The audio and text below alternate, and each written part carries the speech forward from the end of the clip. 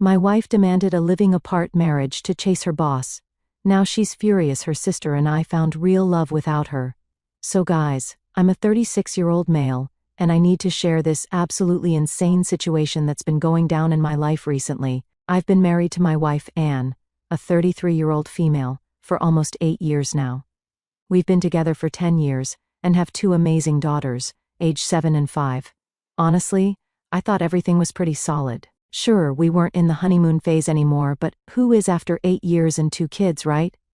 We had our normal marriage stuff. Sometimes we'd argue about dumb things, like me leaving my work boots in the living room or her spending too much on Amazon, but nothing major. I work in construction management. I started as a regular worker, worked my way up, and now make decent money. Anne has this corporate job she seems to like. We bought a house 3 years ago. The kids are doing great in school, and we even got a dog last year. Pretty much living the average American dream, you know? Thinking back though, I should have picked up on a few things. Anne had been different lately. Lighter, happier, more invested in work all of a sudden. She used to just vent about her job like anyone else, complaining about pointless meetings or annoying coworkers. The usual. But lately she talked about work like it was exciting. And then there was Jim, her boss. At first, he was just a name that popped up every now and then in her stories. Jim had the funniest take in the meeting today, or Jim's idea totally saved the project. Normal stuff. But then it started shifting. She began mentioning him in these small, offhanded ways that didn't seem like much at the time, but now stick out like neon signs. Like the time we were talking about management styles, and she said, "You should hear Jim's take on leadership. It's actually really inspiring." Or when I joked about corporate buzzwords, and she immediately went, "Jim says those words actually do matter when building team cohesion." Yeah, that definitely didn't sound like her own opinion. I remember casually saying, "Damn, sounds like Jim's your work husband just messing around." She froze for half a second, then forced a laugh and went, "Oh, stop, he's just a great mentor." Okay, weird, but I brushed it off. I was on the couch, halfway through a YouTube video about fixing the garage door, when Anne walked in. She had that look, like she'd been sitting on something for a while and finally worked up the nerve to say it. "Everything okay? Kids good? Your parents?" I asked, already half distracted, thinking it was just some random update. Yeah, everyone's fine," she said, shifting her weight like she couldn't get comfortable standing there. "I just need to talk to you about something." That got my attention. I paused the video and looked at her.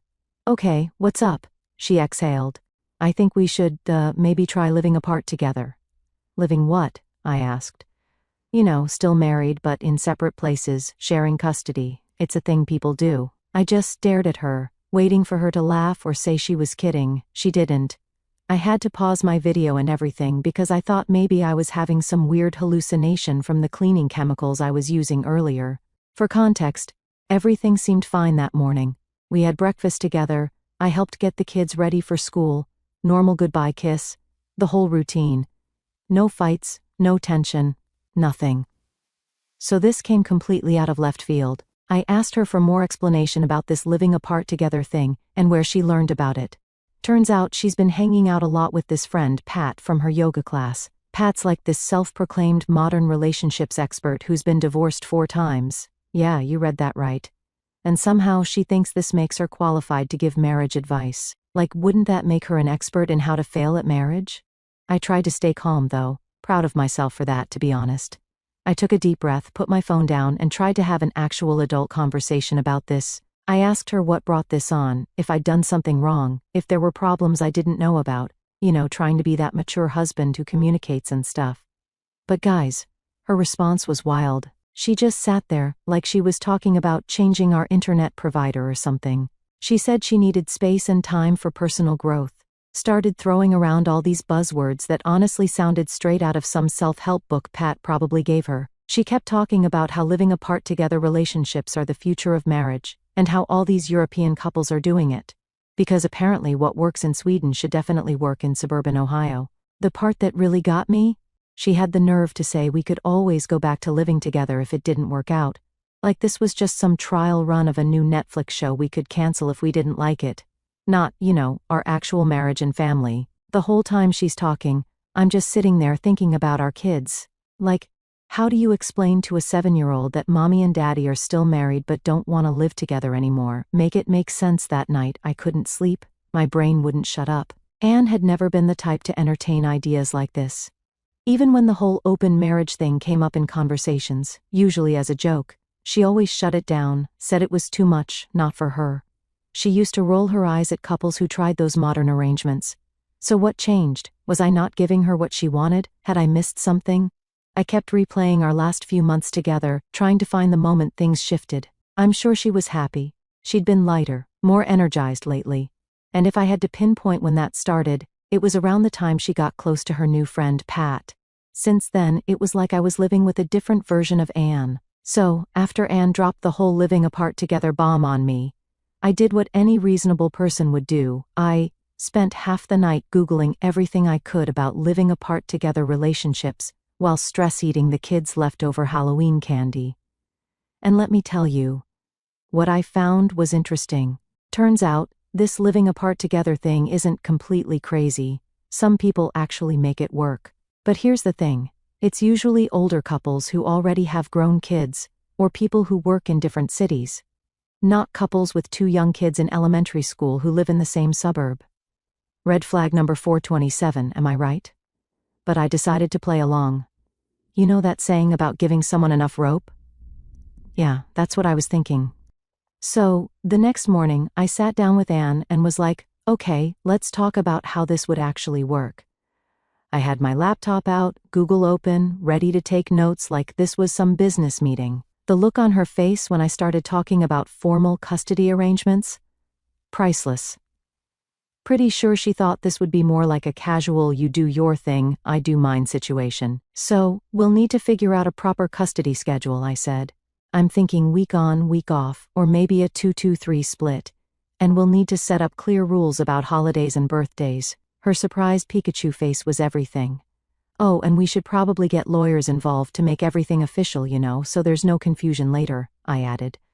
Her response? Lawyers? I was thinking we could just figure it out as we go. That's when I dropped the bomb that my cousin Kate is a family lawyer. You guys should have seen Anne's face when I mentioned that Kate had actually offered to represent me for free if I ever needed it. A random conversation at last year's Christmas party. Thanks, drunk Kate.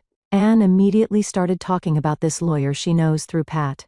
Apparently he handled all of Pat's divorces. Yes, all 4 of them. Big surprise there, right?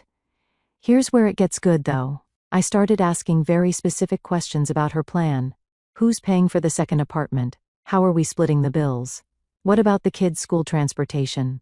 Who gets the dog on which days? How do we handle medical emergencies? What about parent-teacher conferences? Who's responsible for extracurriculars? With each question, she looked more and more uncomfortable. Pretty sure this isn't how Pat told her it would go. The best part? I pulled out this spreadsheet I made at 3 a.m, detailing exactly how much everything would cost when we're maintaining 2 households instead of 1.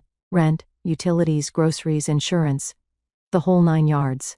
I even included a column for dating expenses because, hey, if we're living apart, might as well be realistic about everything, right? I could literally see the moment it hit her, that this wasn't going to be some fun little independent woman adventure like in those movies Pat probably made her watch. This was going to be real life, with real responsibilities and real consequences. Then I asked the million-dollar question. So, which neighborhood are you thinking of moving to? The way she hesitated before answering?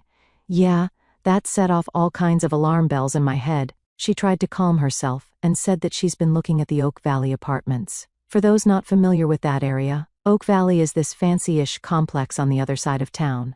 Way more expensive than what we'd budgeted for in my spreadsheet.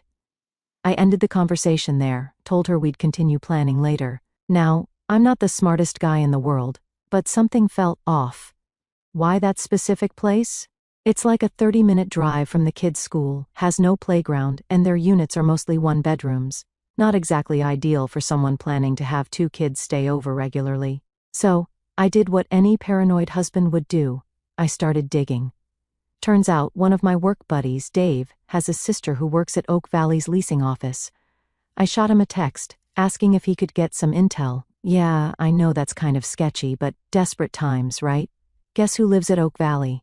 Someone from Anne's office. The new regional manager she's mentioned a few hundred times in the past couple of months, Mr. O. He's just really passionate about corporate synergy himself.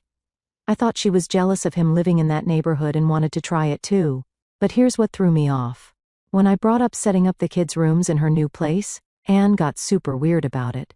She started saying stuff like, "Maybe we should wait until I'm settled in, and the girls might be confused at first."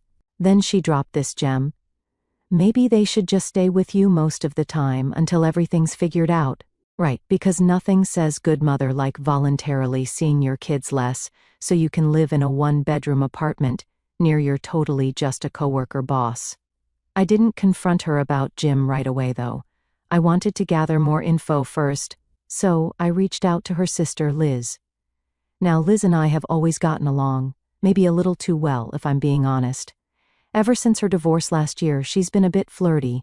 Nothing over the top, but enough to notice. She even straight up told me once, "You know, if my sister didn't have you first." I just laughed it off, never encouraged it because, well, marriage. Liz was shocked about the whole living apart together thing, but then started putting pieces together. Apparently, Anne had been asking her all these hypothetical questions lately. How long should you wait to date after separation? Is it weird to date someone from work? And my personal favorite, how do you tell the kids you're seeing someone new? Then she told me Anne had been specifically asking about Jim's schedule, which floor he lived on, whether he had a girlfriend, basically everything except his blood type and social security number. Apparently she thought she was being subtle. I wanted to throw up. All these years together, and now she comes to me with some trendy new term like it's a damn life hack, like our marriage is just some experiment she read about in a self-help book. I spent the whole night in the garage, pretending to fix things. In reality, I was beating the hell out of my punching bag, fist throbbing, jaw clenched so hard my teeth hurt. Every time I thought about her sitting me down like that, so casual, so decided, I saw red. Later, I found out that while I was out there trying to keep myself from losing it, Anne was inside on the phone with Pat for 2 hours, probably getting more expert advice on how to tear down a marriage in record time. I knew everything was done between us, and the trust was already shattered, but I had to play on my own terms. The next morning, I started looking at apartments myself, but I started checking out places near where Liz lives, which is in the complete opposite direction from Oak Valley. I brought it up to Anne casually. "So, I started looking at apartments," I said, scrolling on my phone. Anne barely looked up from her coffee. "Oh, okay. Where?" "A couple of places near Liz's neighborhood," I said, keeping my voice even. That got her attention. Her head snapped up. "Wait, what? That's the opposite direction from Oak Valley." "Yup," I said, taking a sip of my coffee. Her forehead creased. "But that's not fair to the kids. If we live too far apart, it's going to be hard on them." I set my cup down and just stared at her. "Oh, now we're thinking about what's fair to the kids." She blinked, like she didn't expect me to push back. The audacity of this woman, I swear. She opened her mouth, shut it, then let out this annoyed sigh. "That's not what I meant. You're just being difficult on purpose." I leaned back in my chair, let out a short laugh, and shook my head. "Oh no, Anne. I'm enjoying this a lot." Her eyes narrowed. "What's that supposed to mean?" I didn't respond, just brushed past her and walked away. And then, just when I thought I couldn't be more pissed off, Anne went and proved me wrong. That evening, I overheard her on the phone. I wasn't even trying to eavesdrop, I just walked past the bedroom and heard her talking way too casually about something that made my blood boil. "Yeah, I think it'll be good for us," she was saying. "Gives me a chance to reset, focus on myself, you know? And honestly, I think Tom will come around once he sees how much easier things are this way. Less stress, less arguing. He might even end up preferring it." "Excuse me? Preferring it?" Then she laughed, actually laughed, like this whole thing was just some quirky little lifestyle shift and not a complete destruction of our family dynamic. I stood there for a second, fist clenched, just absorbing the fact that she really thought I was just going to roll over and accept this, like I was some clueless, passive idiot she could nudge into a situation that only benefited her. Then I decided it was time to drop my own little bomb, and boy, did it work better than I expected. We were sitting in the kitchen, going over more living apart together details. Anne was being all smug about how mature we were about everything. That's when I casually mentioned the Florida trip. For context, Anne has been obsessed with going to Florida since forever, like unhealthy levels of obsession. She follows all these Florida vacation accounts on Instagram, has a whole Pinterest board dedicated to Florida beaches, the works. But we never went because something always came up. Kids were too young, couldn't get time off work, money was tight, you know how it goes. So I'm sitting there, drinking my coffee, and just casually go, "Oh, by the way, I need your input on something. Should I try to get a refund for the Florida tickets or just change the names?" You guys, the way her head snapped up. Pretty sure she gave herself whiplash. "What Florida tickets?" she asked, trying and failing to sound casual. That's when I told her about the surprise vacation I'd booked for our upcoming anniversary, 7 days, beachfront hotel, all the works. I even arranged for her parents to watch the kids. They don't know about the living apart together situation yet. That's a whole other nightmare waiting to happen. The look on her face was priceless. First excitement, then confusion, then this weird mix of hope and panic. Like a kid who just found out they're going to Disney World, but also remembered they're grounded. "You planned a Florida trip for us?" she practically whispered. "Well, I planned it for us when we were still in us," I said. "But since you want to do this living apart together thing, I figured you might want to take someone else instead. The tickets are paid for, non-refundable. Would be a shame to waste them." She started backpedaling so fast I thought she might actually start moonwalking. "Maybe we should wait on the living apart together thing," she said. "We could use this trip to reconnect." That's when I dropped the second bomb. "Actually, I already called the travel agent and had your ticket changed to be transferable. You can take whoever you want. Maybe Jim would enjoy a beach vacation." The color drained from her face. She went ghost white, started stammering about how Jim was just a coworker and asking, "Why would I even suggest that?" I just shrugged and said, "Well, since you're planning to move into his apartment building, I figured you guys must be close." Then I got up to get more coffee, like I hadn't just nuked our entire conversation. She followed me around the kitchen, trying to explain that I had it all wrong, that Oak Valley just happened to be a nice complex, that Jim living there was just a coincidence. Then she hit me with this. "How do you even know Jim lives there? Have you been checking up on me?" So, I just looked at her and said, "Interesting that you're more concerned about how I know where Jim lives than about the fact that you were planning to move in near him without telling me." She didn't say anything, but I could see her eyes watering, and she was about to break down before she stormed off. I just stood there, feeling nothing but disgust. After the whole Florida tickets thing, I thought maybe Anne would come clean about everything. Silly me, right? Instead, she went into full damage control mode, but not the kind where you actually fix things. More like the kind where you try to gaslight everyone into thinking you're the victim. First, she went running to Pat, because of course, she did. They had this 3-hour phone call where I could hear Anne crying through the walls about how I was emotionally manipulating her by, check notes, exposing her plan to abandon her kids to live near her boss. The mental gymnastics these two do should qualify them for the Olympics, I swear. But here's where it gets interesting. Remember my work buddy, Dave, whose sister works at Oak Valley? Well, turns out Jim's been doing some shady stuff too. According to office gossip, bless those receptionists and their love for drama, Jim's been bragging to his work buddies about this hot mom from accounting who's totally into him. Guess who works in accounting? The best part though? Jim has a girlfriend, a serious girlfriend, like they're picking out rings serious, and she has no idea about any of this. I found that out from Dave's sister, who processed their rental renewal last month. They're living together at Oak Valley. So now, I'm sitting on this bomb of information, trying to decide what to do with it. Part of me wants to blow everything up. Tell Jim's girlfriend, tell HR, tell everyone. But the smarter part of me, sounding suspiciously like Cousin Kate, the lawyer, says to keep collecting evidence and stay calm. Speaking of my lawyer Kate, she came through like a champ. She pulled some legal strings and got a copy of Anne's rental application for Oak Valley. Anne listed herself as single on the application, not separated, not married, single, and put down Jim as her emergency contact instead of, her husband or her kid's father. Meanwhile, Anne's still trying to play both sides. One minute, she's all, "Let's work on our marriage," and the next, she's texting Jim. Yeah, I saw the notifications pop up on her iPad. She really should change her password from our anniversary date. It's like watching someone try to juggle with no hand-eye coordination. Then there's the Liz situation. After the Florida tickets drama, she's been texting me more often, checking how I'm holding up. Nothing inappropriate, just being supportive. But Anne saw one of her texts pop up on my phone while I was making dinner. "Hope you're hanging in there, let me know if you need to talk," and flipped out. The conversation went something like this: "Anne, why is my sister texting you?" Me, because unlike some people, she actually cares about her family. "Anne, she's always had a thing for you. I bet you two are loving this." Me, interesting how you're more worried about your sister texting me than about Jim's girlfriend finding out about your apartment plans. Anne, Jim has nothing to do with this. And what girlfriend?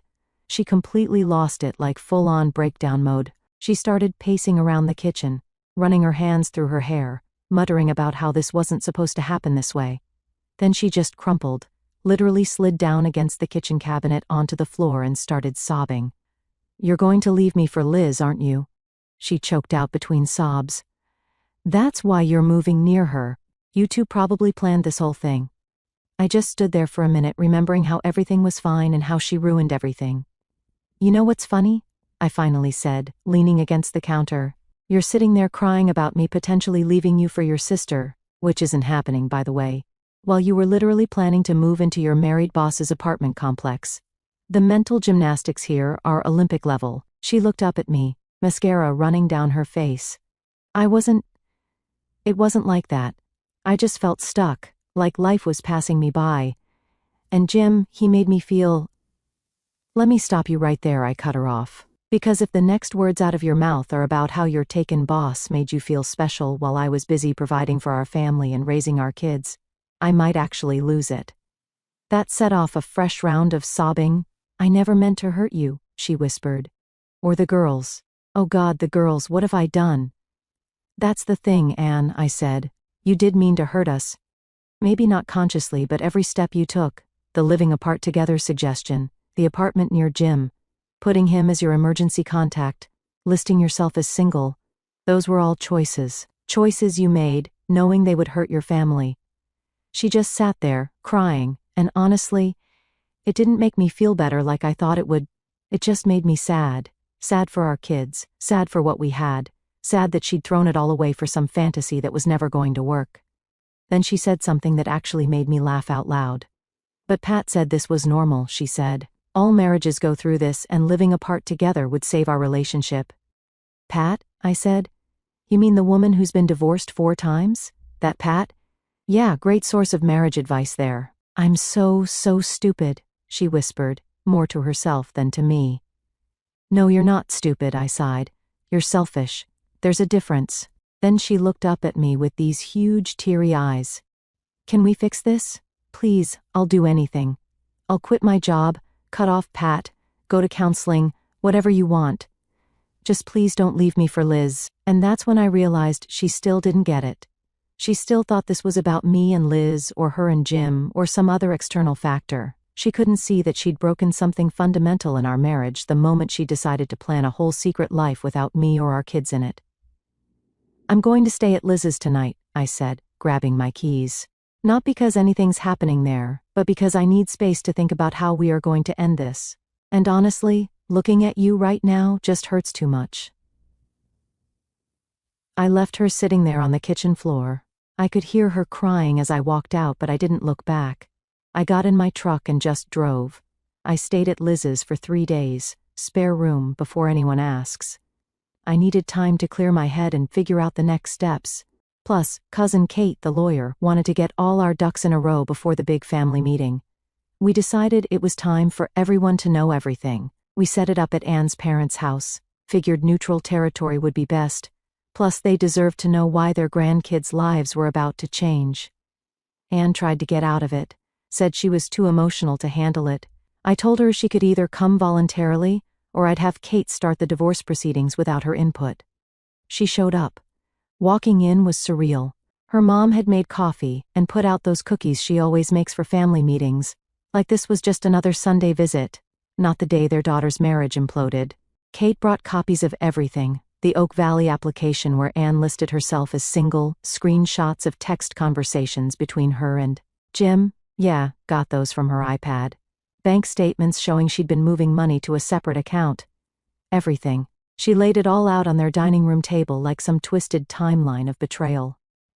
Anne's mom started crying when she saw the rental application. Her dad just sat there, getting quieter and quieter as Kate went through everything. The only sound was Anne's occasional sniffling and her mom's muffled sobs. Then we got to the custody plan. That's when Anne finally spoke up. I want joint custody, she said quietly. Her dad actually laughed. Like a harsh, bitter laugh I'd never heard from him before. Joint custody? He said. After you tried to move into a one-bedroom apartment and listed your boss as your emergency contact instead of your children's father? That's rich, honey. Anne started with the waterworks again. I wasn't thinking clearly. Pat said. Her mom actually shouted. If you mention Pat one more time. I'd never heard her raise her voice before, ever.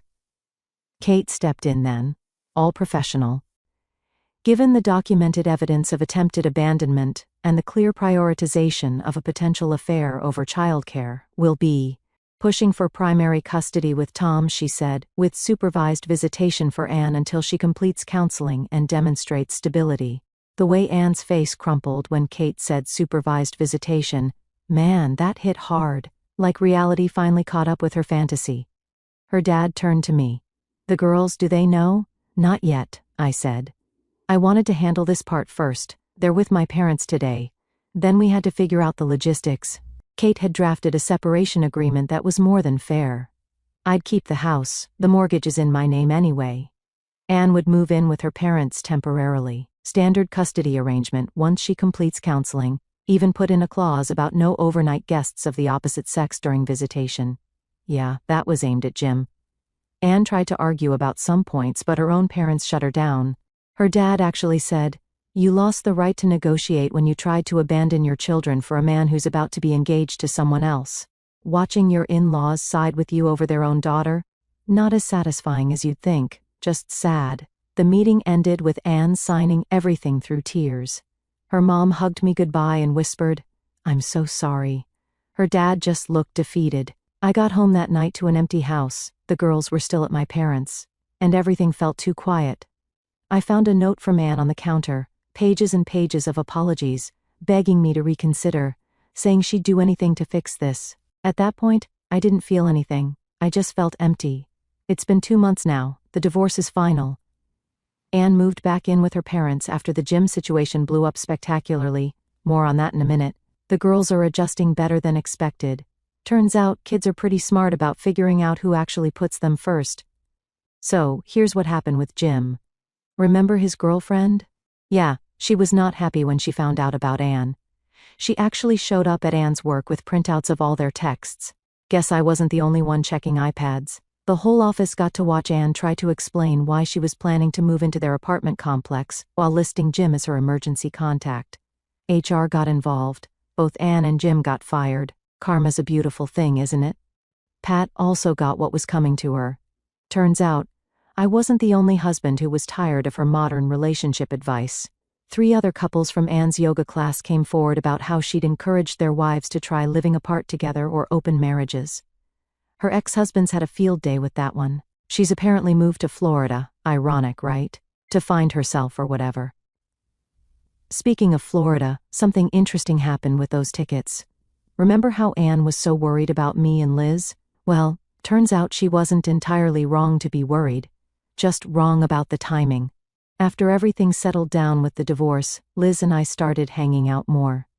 At first, it was just family stuff with the girls. They've always loved their aunt, and having her around made the transition easier. Then it was coffee to discuss Anne's latest drama, then dinner to vent about dating horror stories. You know how these things go.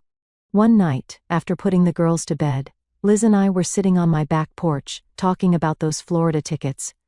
She joked about how Anne always thought something was going on between us back then. We laughed about it, and then, well, sometimes the universe has a sick sense of humor. Yeah, we're dating now.